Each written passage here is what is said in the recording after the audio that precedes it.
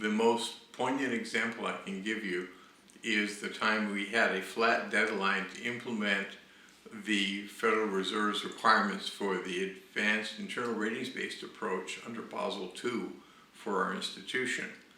And that required massive quantities of data, but organized and up to quality for both management risk measurements and for all the regulatory risk measures that they had. On that deadline, we had to develop the risk data model, which didn't exist before. We had to populate it. We had to build the economic and regulatory risk analyses and engines to perform those on a regular basis. And all of this at one time. Since this was a one-time in a generation effort with risk data, credit risk data in particular, we also took the opportunity to build management decision support analysis because we're there, this is time to do it. But we were able to pull that off as well.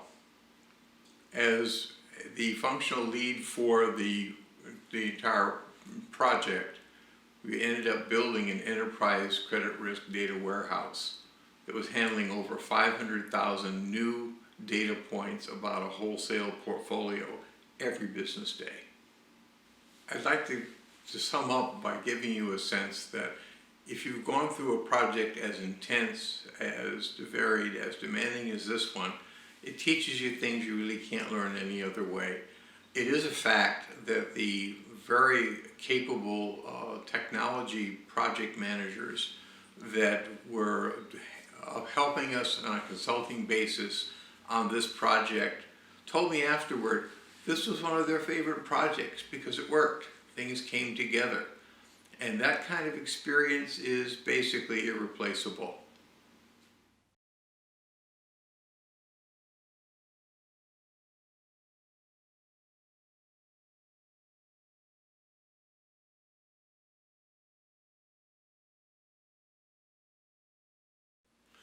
I was brought into an institution to handle something they had never done before, a risk appetite framework. It was a different way of doing business. They weren't used to it. I found that in order to do that required not only grasping exactly what was needed myself, but educating and bringing along management, including executive management, up to and including the board as to how this is supposed to work, why it works, how this goes. It turns out it wasn't an awful lot of money involved at all. It was actually a very modest expenditure.